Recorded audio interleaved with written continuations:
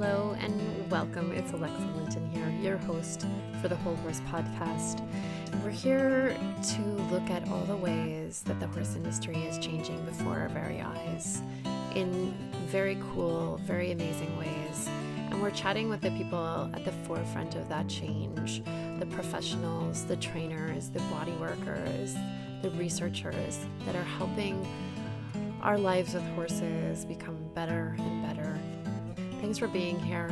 I love that you're here and listening and learning. And if you ever have a guest that you want to suggest or a topic that you want to hear, just let me know, and I'd love to hear from you. Thanks for listening. It means a lot, and I look forward to seeing you for season 4. Hi everyone, it's Alexa Linton here, and you're here for the 4th season of the Whole Horse Podcast. It's been a big season already. If you've been listening, we've already had some pretty amazing guests here with us for the end of 2020 and the beginning of 2021. And today is no exception. I'm joined today by Kerri Lake, and welcome to the podcast, Kerri. Thank you so much, Alexa. I'm so honored to be here with you. It's my pleasure, And I'd love for you to start, Kerri, here by sharing with us a little bit about your work in the world. What brings you to horses, and what are your passions around that? Wow, thank you. What brought me to horses was total flat out confusion about humanity when I was a kid. And being in a family where my mom had cancer diagnosis like twice, 2 years in a row, and they didn't know how to handle their own emotions. My parents didn't know what to do, and I think I was 11 when that happened. And I couldn't look to parents and other adults to help me understand. And so I went to my connection with animals, and especially with horses, because I'd been taking riding lessons and doing what suburban girls do when you want to be with horses and you love them, and your option is take your once a week riding lesson. Well, I'll take it. But when things got very confusing, I I turned to my innate abilities of communication and listening in multiple dimensions. Of course, I didn't have those words at the time, but that's what I was doing. And I just started tuning into horses as a species, as individuals, and I started asking you guys, how do you handle these weird humans? Because they're all over the place and they hit you and they don't listen to you and they don't see you, because that's exactly how I felt. And yet, horses, you keep giving when people are so mean to you. Teach me how you do that. And so when I was 11, that really became my focus, is listening for how to be a human among other humans, the way horses can be among other humans, and to organize my world, the way I listen, the way I see, the way I interact, to organize myself the best I can in the way that I was learning horses organize themselves. Mm-hmm. Yes, and from there, what was your journey from there? How did that knowledge kind of bring you forward? Mm.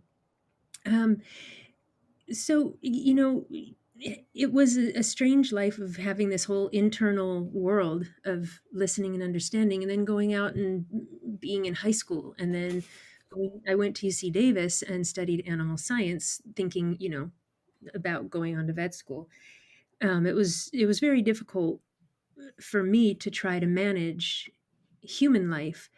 And so I just spent every minute that I could at the barn. And there was a breeding facility at UC Davis, the Cole facility, horse barn. I spent as many minutes there as I could, just being among the horses and connecting with them and letting them know, I hear you, because it wasn't a nice place for horses at the time. So I went forward into a reproduction and management program at UC Davis, equine reproduction and management. And so I got to learn about all the breeding, and I learn all the things that you learn, but really it let me be among mares and babies, let me handle stallions, um, and feel a little bit like I was at home just because I was with them. So there was that learning. From there, it branched off into trying to offer help to people to listen to their horses differently. By that time, I had my first mare. Her name was my Dolly. It was actually Mandala, but I didn't know that word yet. So I called her my Dolly, and she was my best friend. And we hung out. Like I would take, if I was having a bad day, I would take my pillow and my blanket out to the barn, and I would curl myself up in her stall under her corner feeder while she was eating and just rest. Like that was like the only place where I could rest. And our friendship was built completely on listening to one another. What do you want to do? Well, this is where I want to go. Well, I don't want to go over there. Okay, well, where do you want to go?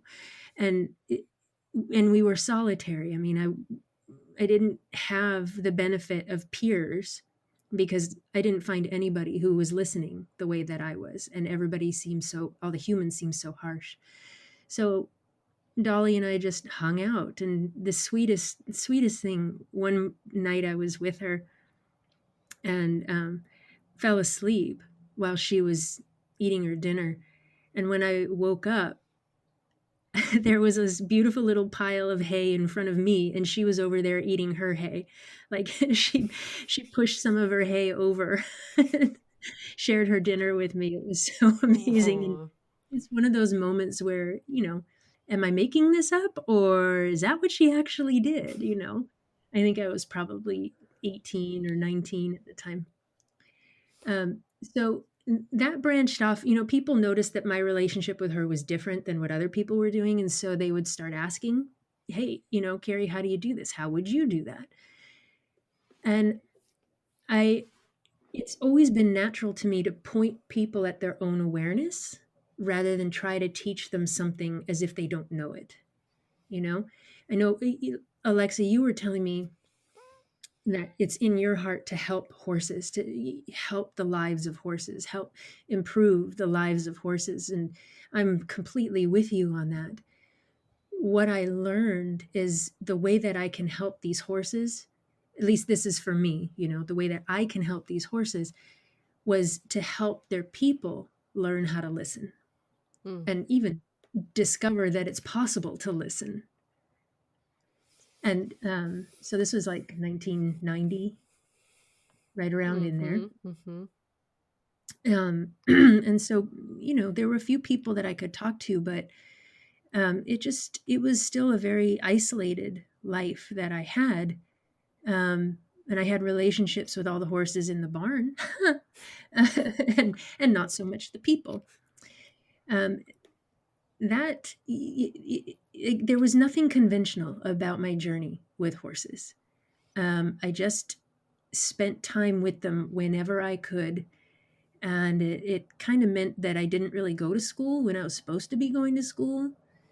But I would start working with people and their horses, teach them, what if you take your awareness to your toes, wiggle your toes while you're posting, see what happens. Really tiny little suggestions like that just changed everything. But it's always just rooted in awareness, rooted in awareness and embodiment. I took a job in Wisconsin that the job title was breeding manager, but when I got there, it was stall mucker. One of those jobs. Yes, it was a thing. It was 50 Oldenburg horses on this breeding farm, and in the middle of a Wisconsin winter. And I'll tell you what, that was the best shape I've ever been in my life. 3 feet of snow, 6 layers of clothes, and 70 bales of hay a day. I wouldn't trade it for anything, but I never need to repeat it. I'll just put it- It sounds like the time I worked as a door-to-door security salesman. Oh my Security I lasted 2 weeks. I did not sell a single security system though. Sure God. taught me a Yeah. lot. It taught me how Yeah. terrible I am at sales. That's one thing. Like, oh, you don't want this? I totally understand. Have a nice day. Sorry for bothering you.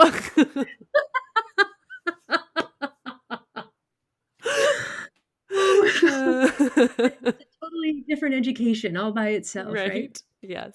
Yes.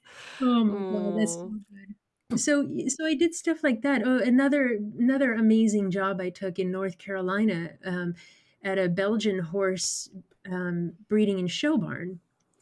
Oh man, this could be a whole 1 hour story in and of itself, but I will condense for you.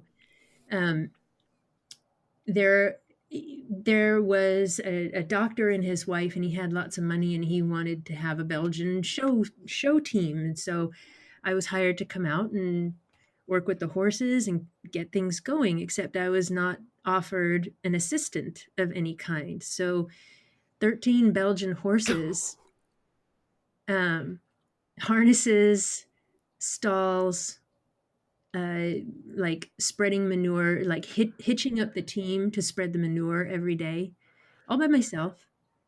And it was, boy, it was fun for what it was. It was intense off the charts, I think, because I was expected to do all that myself.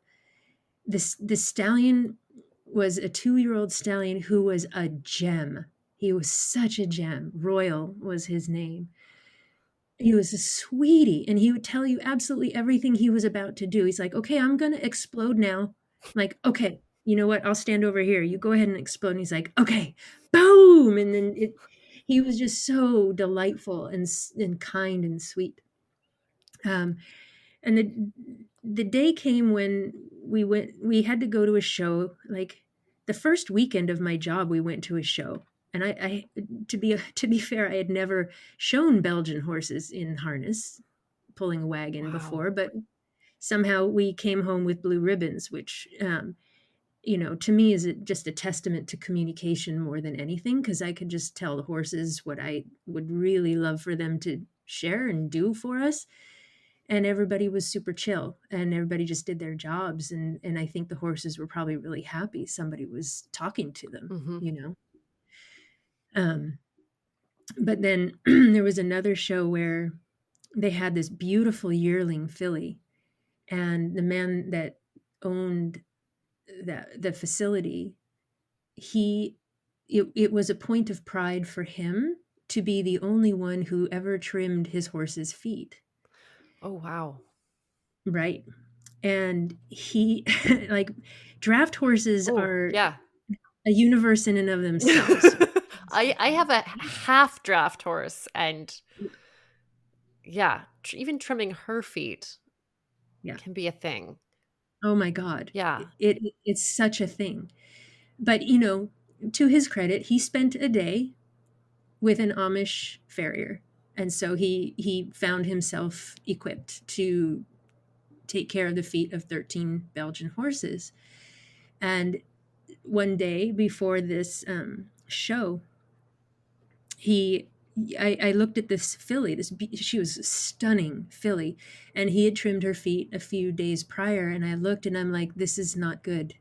Like, you've got one of her front feet in a high heel and the other in a sneaker, and the judge is going to see that instantly. And this filly's not going to win. Yeah. She should win, but she won't." Yeah.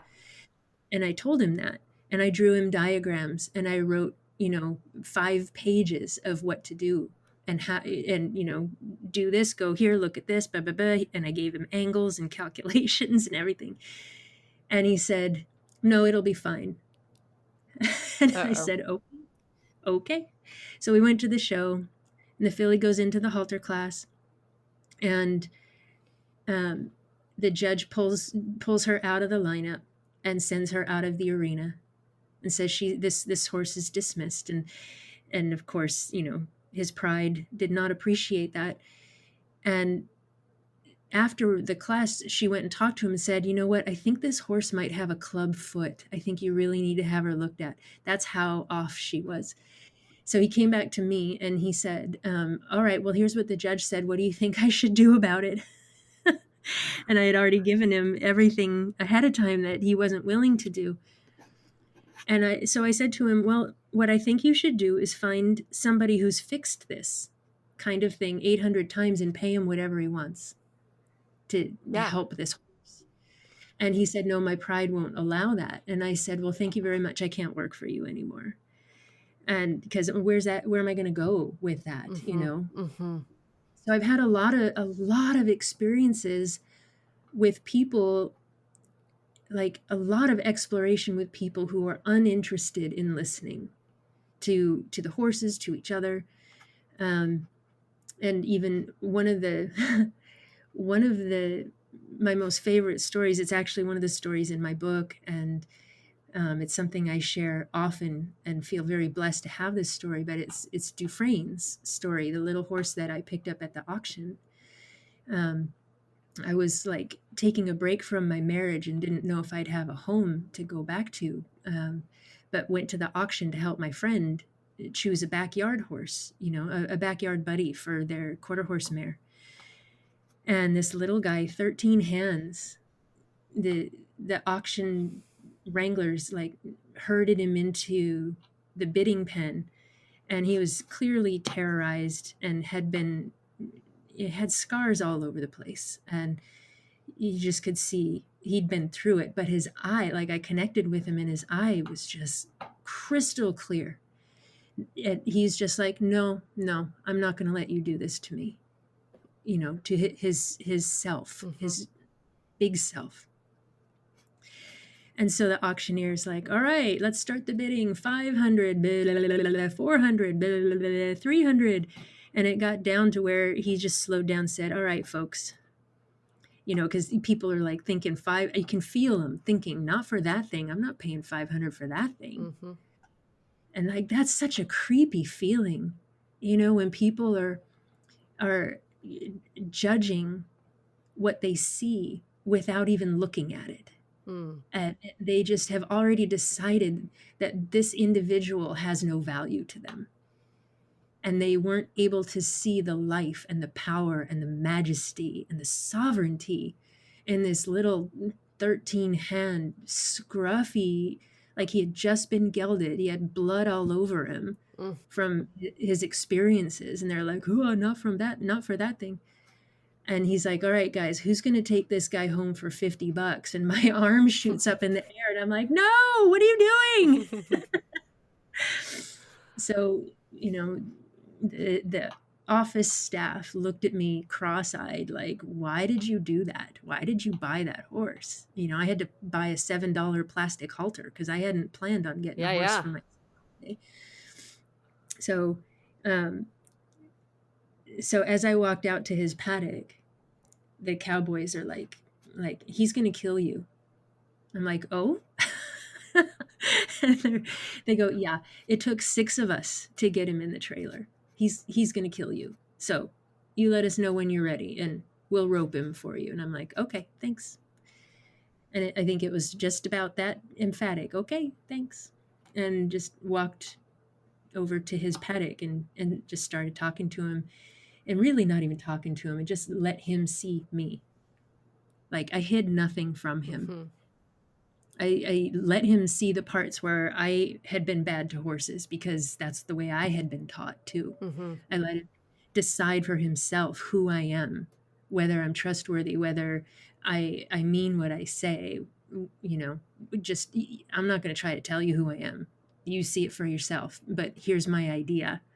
And I want you to wear this halter so I can take you into this trailer, into a big pasture where, the grass is this high and there's no whips and there's no ropes. And so eventually my friend pulled her trailer around, and it was time. He had stood stock still, and I hadn't gotten within 15 feet of him until it was time. So I showed him the halter and I said, I'd like to ask you to wear this now and just come with me.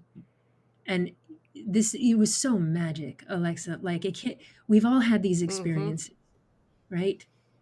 And every time it compares to nothing. There's nothing to compare each and every Mm. experience to. It blows my mind. Brings me to tears every time. Every time. The love is indescribable. But when I showed him the halter, he gave me his ear and he said, "Okay, I get it. Let's go." And then he just exhaled, licked his lips. And I walked straight up to him, and I had an audience. The cowboys Yeah, I were was gonna watching. say. They seriously, Mm-hmm. they were waiting for me to die. Mm-hmm. We gotta get a It was show today. exactly that. Yeah, she thinks she knows what she's doing. She's wearing shorts. Ha ha ha ha. Mm-hmm. And and so I just walked up to him and slid the halter gently over his head. I said thank you, and not half a pound of pressure on the line. I just turned and walked, and he turned and walked with me. And we walked out the gate, up the aisleway in this loud, horrific barn with metal fences banging and animals of all sorts in distress and not in confusion and not knowing what the heck is going on. And we had to walk up this aisle to get to the chute area where the trailer was. And when I got there, you bet there were 6 cowboys sitting on the fence waiting for me to die. It honestly it's so satisfying. You know, whether it's my ego or my own sense of competition, whatever, they got a chance to see what kindness looks like and Mm-hmm. feels like Mm-hmm. and accomplishes. And beyond any expectation or dream I could have had, as we got to the trailer, there were shavings in there was some hay on the floor, and this little horse stepped up next to me side by side, and he and I stepped into the trailer together. Mm. It was the most amazing thing. Like, it's surprising yourself, and you're like, okay. And Like, yeah, can't believe this is happening, but all right. exactly. Like, all right, buddy, thank you. Mm. And he gave me his ear again. He said, let's go. I'm like, you got it. And it just, no ceremony. I just close the door to the stock trailer and hop in the truck and drove away. And it didn't even occur to me to speak to any humans, or look at any humans. All I really remember was silence. So it's such an amazing honor to have the capacity to listen. I Mm-hmm. think it's the greatest ways we honor one another is, the words are vulnerability, transparency, and all that stuff. But Yep. those are just words till you're standing there Yeah. and you know what it feels like to hide nothing Mm. and give everything. Mm-hmm. And I think that, I learned this a long time ago, actually. I have the story with Diva so my mare, we've been together 17 years now. Mm. And I remember I was in equine sport therapy school. And she, we hadn't connected at that point. She was like mine, my horse. I don't even like the word owner or anything. I Mm. really don't like using that terminology because it feels so commodifying. But at the time, you could feel the heart connection was not there. There was a spiritual connection. I knew we needed to be together, but that heart connection was missing. And I remember I ended up one of my dreams when I was younger was to work on a cattle ranch. I just had this dream of being a cowgirl, right? And I had this girlfriend in my class who was just the biggest sweetheart, and I shared this dream with her. She said she was a hand on a big ranch out in Alberta, and she said, I would love to help you make that dream come true sometime Wow. here. So about 6 months into my relationship with Diva, we arranged to go to my last class in Vernon and then drive from there out to the foothills of Alberta and then work on this ranch for a month and then come on back from there. So it was just this once in a lifetime opportunity. I had so many people kind of, step up to the plate and help with that to get Mm. her there. And then I remember I got her to the school. So this was the school that I was training at. And I let her go into the paddock. It's quite a long drive. She has to go on the ferry, and it's about Wow. a 5-6 hour trailer ride. Like, it's pretty long chunk. And she got there, and I kid you not, she would not look at me. Every time I Mm. went into the paddock to do anything, she'd just turn away from me. She was just in a different zone. And it was so interesting because, of course, my teacher, I've talked about Dave before on here, but he's a pioneer, and he's Mm. incredibly intuitive. He said to me, because I was like, Dave, what do I do about this? Like, Yeah. she wouldn't even let me catch her. She was just away. And he said, Mm. well, sat with it for a sec. Well, you know, I think that she's, been through a few homes here, and she doesn't quite trust that this is this is a thing, and she's staying here, and she should put any effort into this Mm. relationship with you. And I was like, "Yep, that's fair." That's fair. And we'd had a tough 6 months. That first 6 months was tough. I was in a massive learning curve, and it was challenging. And there'd been times where I thought, "Oh God, what have I done?" Yeah. And so he said to me, and at this point, I was not into animal communication. Mm. He said, "Alexa, I want you to go. I want you to take that mare's halter, and I want you to look her straight in the eye, and I want you to tell her that she's with you forever until one of you bites it, and you're going to love her and keep her well and safe until that day comes." And I was like, "You got to be kidding me. I don't want to talk to my horse." So I took her out back behind the barn. Nobody could see me talking to her. Right. I was like, "Okay, Tiva, this is the deal." And I shared what Dave had said to share. Mhm. And I kid you not, that night, things started to Mhm. shift. I love it. And she just changed. She just changed. It was like that openness and honesty with her. It just shifted everything. And I remember going out to that ranch, and it was the perfect thing, right? Because there's nothing that puts you in partnership better than riding, for 4 hours a day, and Yeah. and doing all the things, right? The gates and cattle, and it was everything, right? And it was pretty hilarious because the hill out of the ranch, like, it was epic. You just came out of the yard, and it was just this giant of a mound out of this ranch. And so we were both so out of shape. Mm. So we would be lagging, the rancher would be up there at the top just screaming. Okay, we're getting there. By about, I think it was like day 3, he gives me a pair of spurs. He's like, okay, like, you need to get, Oh, because of course they're worried about cows getting through and stuff. And yeah. but man, like, she was moving out, and the connection that we had after that was like, Mm. I couldn't believe it. It just totally changed everything for us. And yeah, just, I felt like saying those words to her Yeah. and meaning it, not just lip service, but meaning it.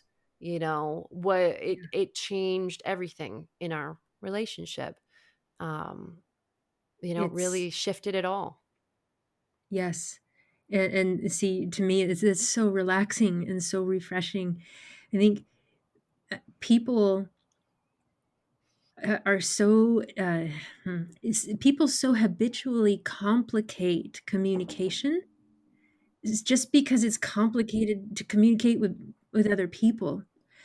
But when a person is able to speak simply and speak with that tone and that sense of truth, resonant, where the words match the feeling and match the picture in your head and match the tone of the voice, and there is an absence of conflict with oneself, Mm, That's the space where the horses are like, "Oh, there you are."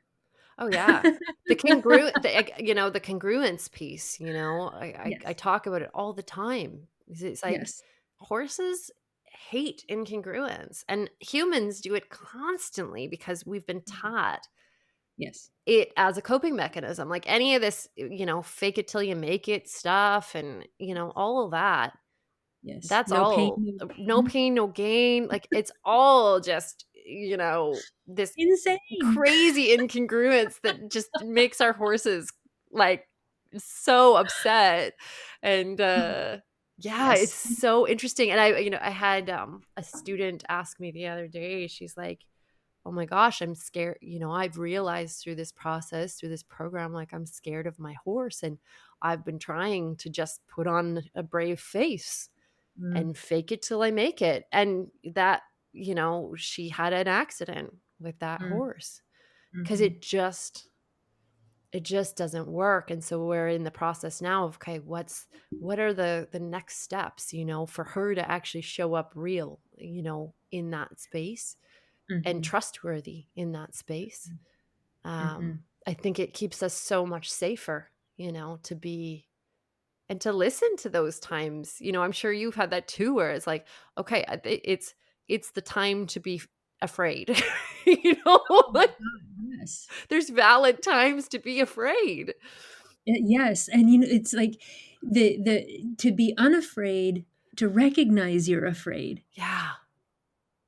that's for so many people, I think, very, very difficult, for all the reasons that you're saying. You're not supposed to be afraid, and all of the domination teaching, that fake it till you make it, and just put it, get a stiff upper lip and put it out of your mind and all that stuff. It's all based in domination. Hmm. It's all based in the assumption that I am somehow superior and what I want is somehow more important than life itself.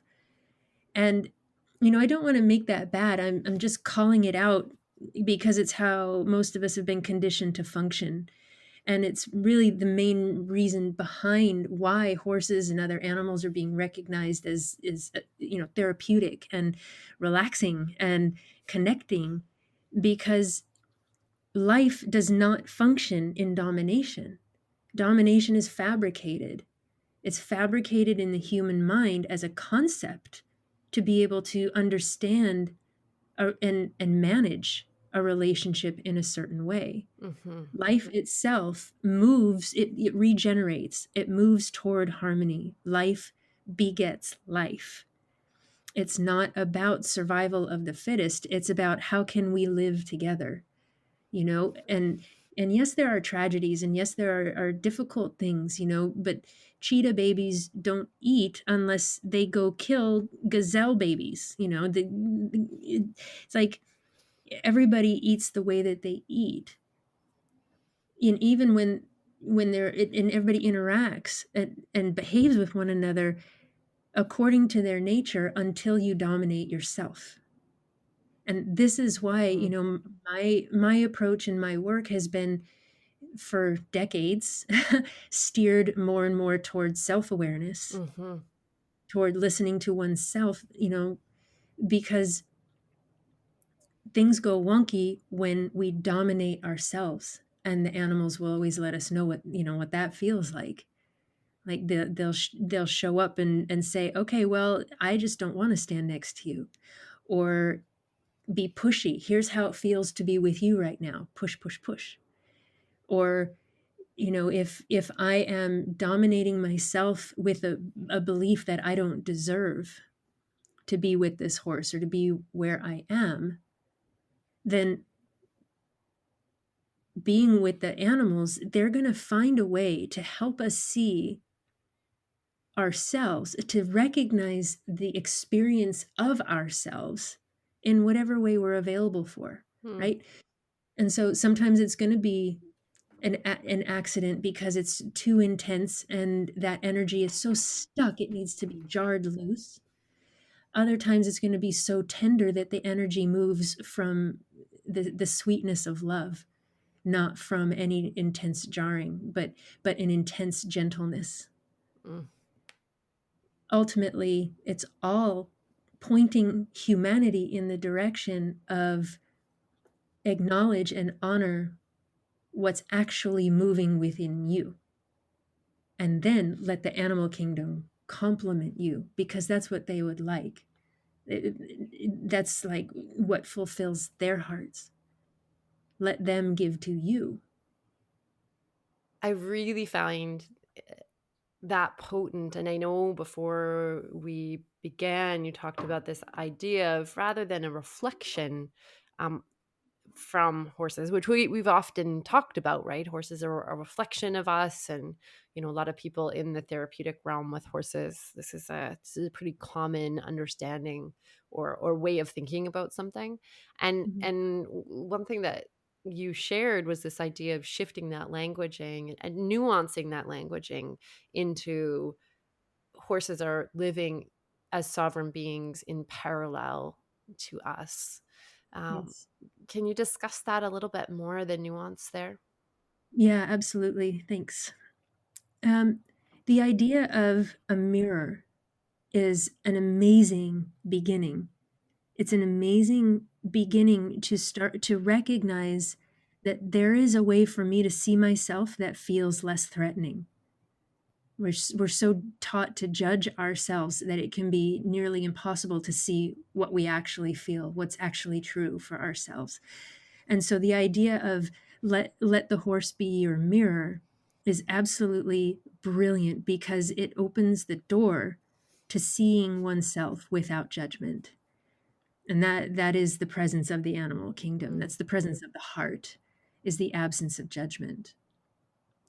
But when we go a little bit further, and the more that, there's been so much evolution in the equine assisted world and in the animal assisted world, whether it's learning or education and facilitation and leadership and all the iterations. There's humans, we have evolved so much in our clarity and awareness.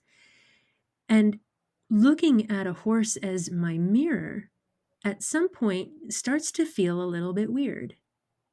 It starts to feel like, okay, well, all right, Billy, you're now you're my mirror. Ready, go. Because I want to see myself. mhm, And there comes a point when um, we as humans have this opportunity to expand beyond that metaphor, to no longer put that filter over the creature standing in front of us that's shaped like a horse, and instead start to ask, show me who you are, and I'll let you see who I am. And what if we do that without words? What if we do that just by feeling and letting it be? The nuance in there is to offer sovereignty to the horse by acknowledging they are not a reflection of me, but they are a being who's with me, who perhaps has parallel experiences. mm, I've been treated poorly by humans. Maybe they have too. That's not really a mirror. That's a parallel experience mm, that we can both relate to. And because you're a horse and I'm a human, maybe I'll open my trust just a little bit more, because I'm fairly confident that you're not judging me. I'm fairly confident that you haven't treated anybody the way you've been treated by humans, and you're not going to treat me the way the humans have treated me. So maybe I'll open my trust a little bit more and let my heart let myself even consider that I'm not alone. mm, So the evolution is going beyond the idea of just a straight reflection, which again is an amazing, beautiful tool. I'm not in any way mhm, suggesting to chuck it. I'm just inviting and opening the space to expand beyond it into the acknowledgement of the sovereignty of the horses and the other animals, because truly acknowledging their sovereignty is simultaneously acknowledging my own. mm. Mm-hmm. With that awareness comes a different presence, a different sensation within oneself. And it's that sensation, that presence of considering or wondering, what does it feel like to be me if I truly acknowledge my sovereignty, even if I don't know what it means? You know, like, can I have the experience without the need to explain it? Mm. And I think that's where a lot of facilitators end up feeling stuck, is because it's kind of your job to help other people understand, and you find words, and I think I just watch a lot of people get stuck in this expectation of being able to explain and guide and be right and be justifiable and valuable and all this stuff, when the evolution of our work, it happens beyond understanding. And so we letting just playing with the concept of parallel experience for myself as a practitioner, as well as for my clients, it offers this, like I said, this opportunity to experience a feeling of not alone, Mm. rather than a feeling of, okay, let's make this all about me, and I need to heal, so let's heal me. You know, instead it's suddenly community. It's a wide open door for compassion rather than fixing or healing. And the Mm. part that touches my heart so closely is, in my, and I can't wait to hear your thoughts on it, but in my sense, honoring the sovereignty of the animals in this way, you know, honoring it, that, oh, you've been through, you know, 40 flavors of hell with humans. Well, hey, me too, you know. Honoring their sovereignty takes us closer to a place of what's common among us in general. That, like, it doesn't matter that you're a horse, and it doesn't matter that I'm a person. We've had parallel experiences, and I can feel you, and you can feel me. And isn't that the point? Mm. Isn't that why we walk in bodies on the planet, and and heal ourselves and free ourselves from all this debris, so that we can connect, so we can experience connection? And it just, you know, us humans, we have so many labels and concepts and ideas and projections, and it can take a bit of facilitation to bring us back to the simplicity of being not alone. Mm. Wow.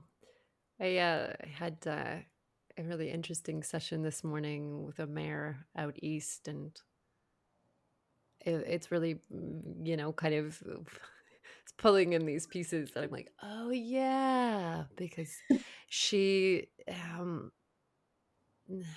what was coming through was that, um, she's exhibiting some somewhat dangerous behavior, and I Mhm. said to her person, I was like, remember that we were never taught how to connect in a healthy way.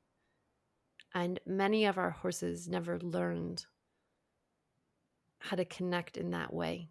And so we're peeling back the layers so that we can return to a space of that community, of that connection. And we're Mm. also teaching each other along the way how to do that in good ways and healthy ways. And I really sort of said to her, this behavior isn't personal.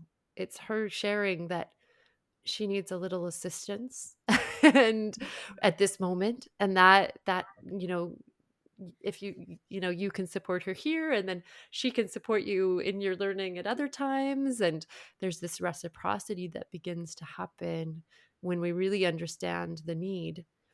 And we don't put, I think where we have this tendency when, and I'll compartmentalize this to horses, but I'm guessing that, you know, I think I know that it goes beyond this, seeps into other spaces in our lives, but that we have this tendency to project these particular ways of thinking about horses, right? So it's like, Yes. oh, they're being disrespectful and they are being bad and they like, this is about me and they're attacking me and, all of these things. And it's like, no, they're not. Literally, their nervous system is dysregulated and they don't know how to help with that. And they need your assistance to be with that, and this mare was really calling for that this morning. Like, just see me for what is Exactly. happening, the realness of what is happening for me, because it's none of the stories that are being created about it. It's more simple than that. Yeah. Oh my, thank you for bringing that up. It's so, it's relaxing for me to even hear you talk about it. When I'm sharing simplicity with people, and often, what I want to share with you right now is often perceived as way, way, way too simple. But when a horse is behaving this way and they're on the other side of the paddock, or they're blowing up, or they're aggressive, or whatever, what if the most compassionate thing we can do is receive their behavior as if they are saying, here's how it feels to be me right now? Mm, mm, And that, let it be that simple. Give yourself a count of 30. Take 30 seconds and consider, what if my mare is just saying, this is how it feels to be me right now? And do nothing except acknowledge that she's telling you how it feels to be her right now. yeah. Yeah. And In- I just love that, because so often, so often it's the case that we come in and go, I need to fix this immediately. Yeah, I need to fix right, this behavior. It's not okay. Right. right, And right. that reframe of just seeing this as feedback for, your horse going, this, yeah, I love that question. Mhm. Well, and it's more than feedback. It's clear and honest communication. Yes. I'm freaking out. This is how it feels to be me right now. And when people are open to that level of simplicity, then we can, if they're willing, start to open the conversation with their own body. There's anxiety. Okay, that's how it feels to be me right now, for 30 seconds or 10. How compassionate are those 10 seconds? Mm, When there is very simply the space that acknowledges, this is how it is right now, with the absence of conflict, the absence of judgment, the absence of dominance. Most people were taught, our nervous systems go into survival so easily, mhm, and that can, occur. It can be interpreted as whatever kind of threat. Often it's as simple as embarrassment. I have to fix this horse's behavior, otherwise people are going to think I don't know what I'm doing. mm, And often that's tucked away unconsciously, mm. because I got to look like I know what I'm doing, so I don't want to even tell myself that I don't want to look like I don't know what I'm doing, and it gets very convoluted. And often, if people feel embarrassed, they'll go straight into domination by any means necessary, just to try to control the situation or control themselves. Mhm, So, how do you interrupt that when your defenses are so well honed and absolutely justifiable? This has been my question for myself for, I don't know, 15 years, because I'm a human whose defenses were profoundly justifiable and even more well honed. mhm, So, like, what does it take to help me, like, break through these things that no longer serve me, that did at one time but no longer serve? And for myself, and again, I learned this from listening to how horses move in the world and how horses relate in the world, along with a bit of amazing, brilliant human facilitation along the way. But taking 10 seconds to simply acknowledge, I'm freaking out right now. Okay, that's it. 10 seconds. I'm just going to acknowledge that and watch how my body changes. I'm just going to watch my body while I admit to myself, I don't know what to do. While I admit to myself, that pissed me off. While I admit to myself, I'm so embarrassed and I wonder if I even deserve to have a horse. Oh, that is how I'm feeling. 10 seconds. And then after the 10 seconds, you can dominate yourself right again, and just kick it all back in. But when things are so tender and horses are, their nervous system is so triggered and you don't know what to do, what if you just take 10 seconds and acknowledge this is how it feels right now? And I say 10 seconds because I don't ever want to scare somebody's mind into thinking they have to get it right now for forever, because that's where human minds tend to go. Like, oh, what if I mess up later? It's like, don't worry about it. This is 10 seconds. After 10 seconds, you can defend yourself again. After 10 seconds, you're free to dominate everything. But for 10 seconds, have a different experience. 10 seconds. Total permission to control the world after 10 seconds. And then you just watch the experience, because this is how it feels to be me right now. Wow. I feel like I've been waiting for you to come on the podcast and tell me just that.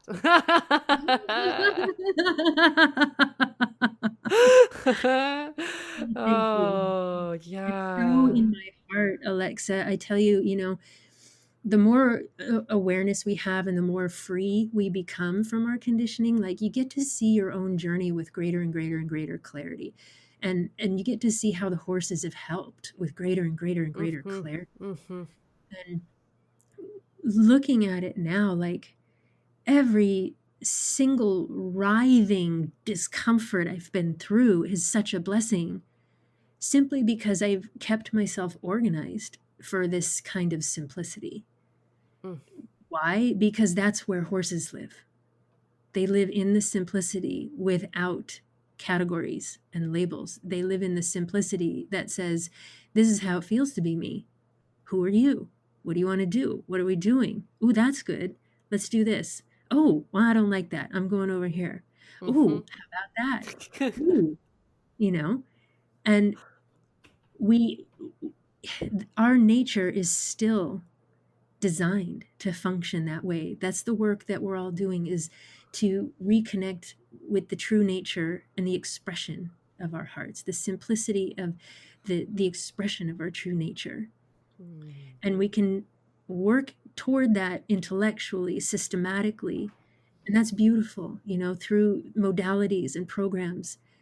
It's absolutely beautiful, because that really helps people who are very thinky and whose mind really, really needs that kind of structure. But now, more than ever, we have access to just go direct to that simplicity of heart and explore the experience beyond understanding, and take the chance that there's really nothing to do. It's another fancy spiritual concept, do nothing. There's nothing to do. There's nowhere to go. Well, what the heck does that feel like then? Horses aren't in a hurry unless something's chasing them. Yeah, I watch my mares, and I'm so just incredulous at the simplicity of their days. I'm often jealous of it, to be honest. It's like, well, let's go eat this patch of grass, and then, like, let's put our head over this fence, and then, do you want to go get water after this? And, like, maybe should we just, like, rub our butts Right. on this particular post? Like, that's like, if I was to be, like, commentating on their day, like, oh, let's go hang by this fence with this other horse, because that would just be cool, like, do you want to gallop now? It's And then we come in and we kind of, humanize, like we overcomplicate things, oftentimes, I think, potentially as a way to kind of control our environment and understand it and all of these things. And yet, yeah, if we drop into our body, it's kind of, we go, oh, well, now I feel like eating this, and like now I feel like Mhm. a nap, and Yeah. now I have this like emotion arising. I'm just gonna be with that. Like, really, if we simplify, um, Yeah. and I don't know about you, but I've had, I think, the privilege, I would call it, of being able to spend fair amounts of time, chunks of time in that kind of simplicity. Yes. And it is joyous. It is blissful Yes. to just be in that space of just hearing the call of our body to the next place and the next place, and you know um to just trusting that inner flow, Mm. in that way. It's absolutely, um just freeing, I think, would be the word that I could use to Mhm. describe that. I think, yeah, it is what freedom feels like. Mm, Like we're humans, so there's still things to do, mm. like throw hay, fill water Yep, buckets, totally. Sometimes I have to answer emails. Right? Sometimes call people back. Are you like, I'm such a person where people will call me and I'm like, why are they calling me? I don't want to answer the phone. Like, I don't do that. I know. I wonder why people call me too. It's like, okay, well, let's see where this goes. Will I pick up? Fourth ring. No, I don't know. I don't know. Yeah, it's I love it. so interesting. It's so interesting. It's one of my favorite things about being human.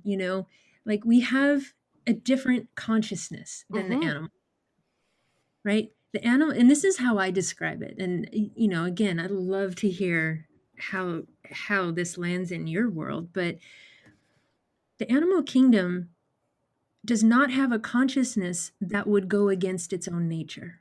Mm, Like they don't conceive of whether they're going to go, you know, I don't know, go in the back alley behind the 7-Eleven and smoke drugs with their friends. They're like, okay, why would I do that? It doesn't even conceive. They don't even think about things like that. mhm, They don't have a consciousness to ask themselves whether they're being a good enough horse today, or whether their purr is loud enough for somebody to know how much they love them. That's just not how their consciousness functions.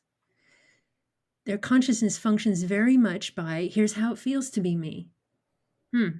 I want to go eat off of that patch of grass. Okay, well, let's move the body. Here's how it feels. mm, There's no interruption between who they are and how they feel. Humans have a consciousness with the freedom to go against their nature. mhm, And that freedom, there's nothing inherently wrong with going against your own nature. The beauty of that that uniqueness of humanity is what lets us create something out of nothing, or lets us come up with an idea that a barn would be nice. How can I bring a barn into my world, or how can I bring my world into a barn? A car, that's a good idea. I like that. Or I'd prefer to like farm my own food so I can do that.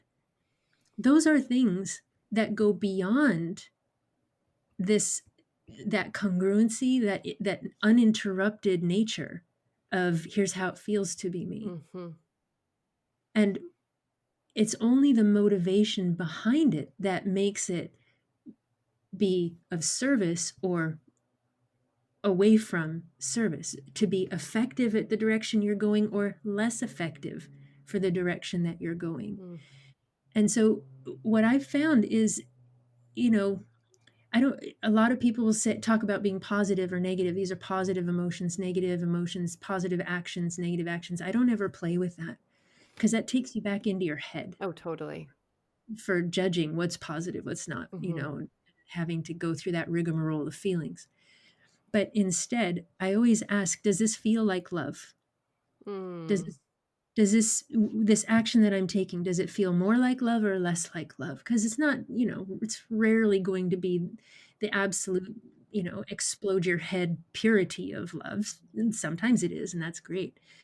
But what if that experience, that feeling, the movement of energy that we see and we experience that we would call love, what if that becomes the the energy that moves me? And what if I start there rather than try to arrive there? What if I welcome forward this feeling that that has never been interrupted from my connection with life? I don't know, maybe I've never felt that before, but man, I'll try it out. Bring it on. And then I just organize myself to be aware of my body the way the Mm. animals do. Mm. Your body's the instrument that's going to tell you what's going on. It's going to tell you what energies are moving. It's going to tell you which direction feels more like love and which one feels less like love. It's through the body. Mm. So when we're Mm. organized, you organize your awareness so your mind knows where the real information is through the body. That's when we're much, much, much more available to move and work and even think with a greater purity, closer to that that purity that animals live in, where they just don't go against their nature. Like, why would you? Mm. Yeah. Whew. I wish I could talk to you all day. My goodness. I'm just like drinking this in.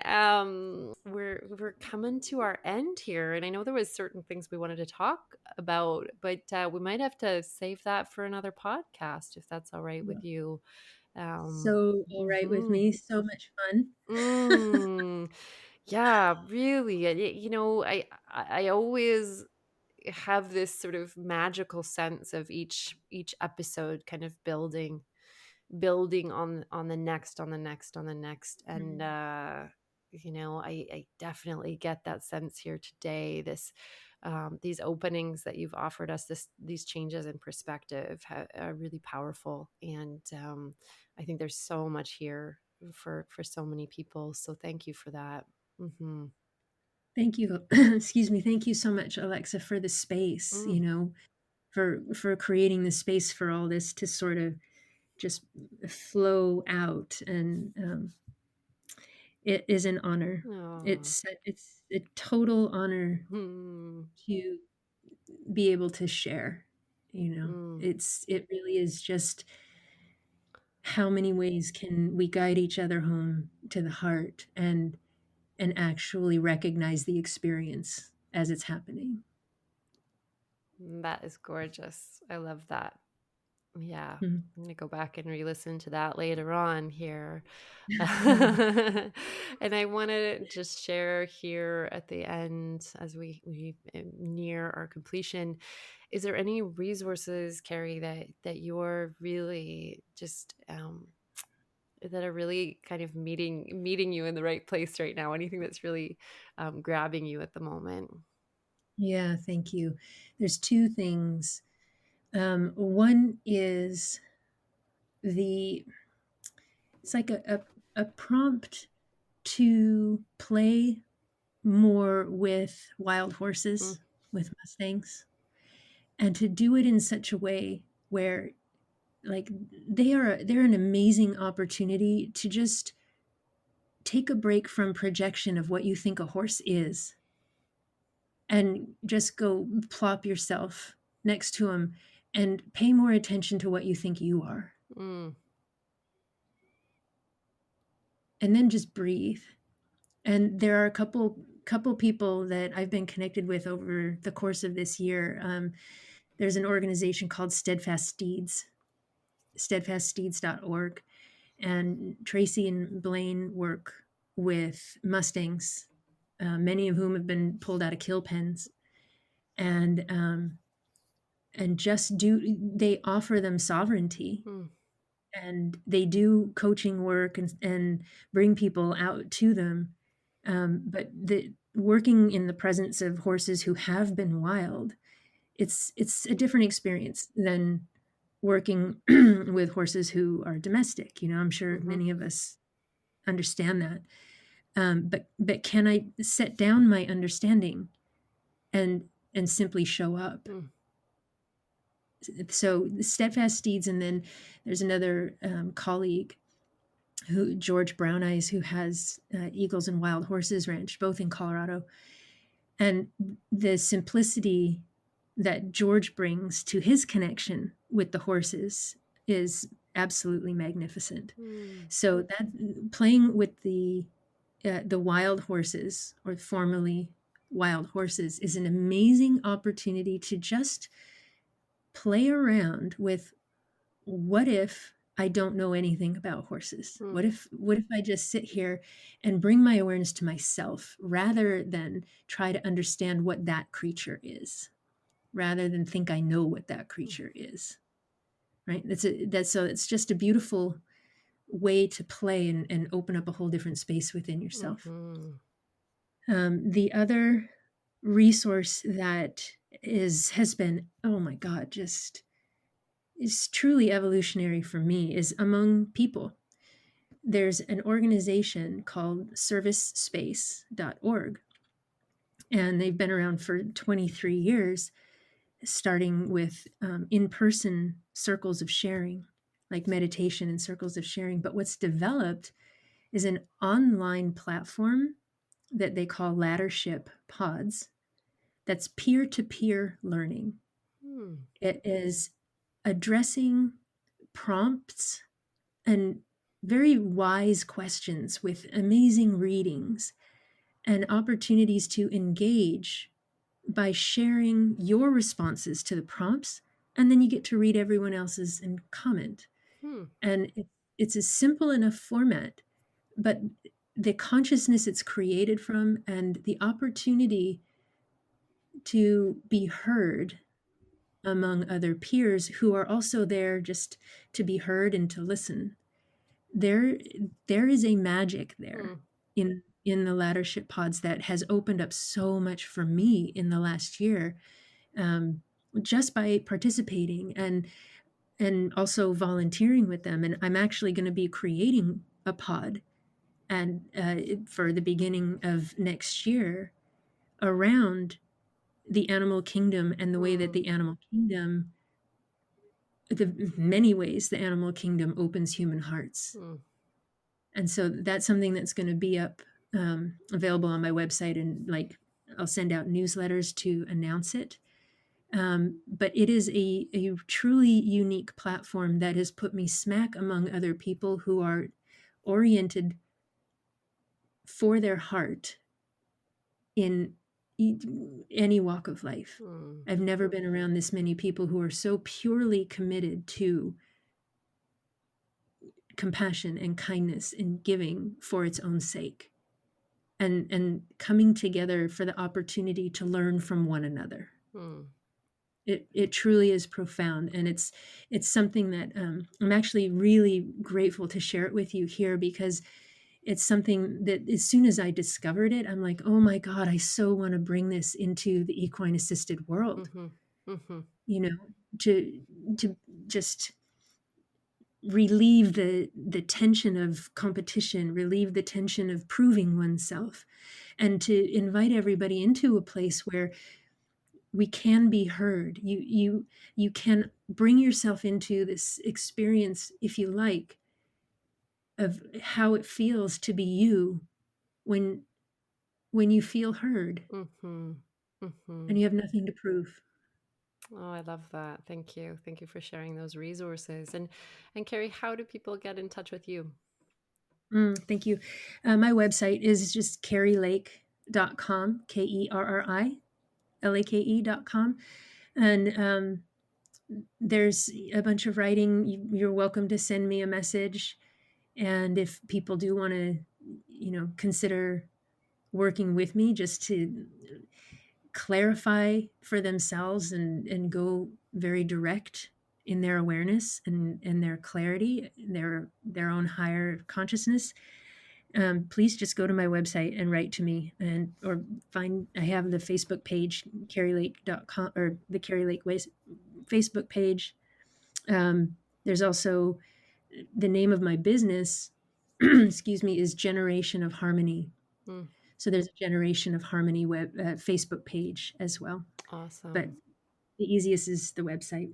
Perfect. Thank you so much, Kerri. It's been a true pleasure to be here with you and just feel that heart, strength and connection. It's wonderful to just have this conversation and be present to all that you have to offer. And so thank you for being here today. Thank you so much, Alexa, and for all that you do. Man, you've opened up so many doors and spaces for people to listen and expand and connect. So I appreciate you immensely. Oh, thanks. Yeah. I've given it my best go here, and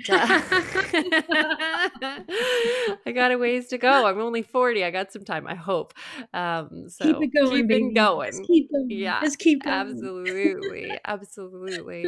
And big thank you to all the listeners who've been tuning in today. And for this will be episode 71, I believe. So thank you for being here for these 3.5 seasons or so with me, and hopefully, and who knows how long we'll go here, but I love this, and getting a chance. I was saying to Kerri, well, this is my excuse to just chat with really cool people and have an excuse to do it. So I'll probably be doing it for a while. I'm really enjoying it. I'm also playing out a childhood fantasy of being a radio announcer. So so enjoying that as well. Just a little sneak peek behind the curtain. But yes, thank you everybody for being here, and we will see you next time for more of this amazing season. We'll talk to you soon. I've enjoyed some amazing sessions with podcast listeners and their horses over the last several months, and connected with people around the world, and horses and horse herds, and I'm very, very grateful for this opportunity. If you'd like to connect with me for a session, you're always welcome to reach out, alexa@alexalinton.com. And if you ever have a podcast guest that you'd love to hear from, just message me and I will try to get them on. Thanks again for listening. It's been a pleasure. I love hearing from each and every one of you about what you're learning and what's changing for you and your horses. So thank you for that. It fills my heart. Okay, have a great day. Bye for now.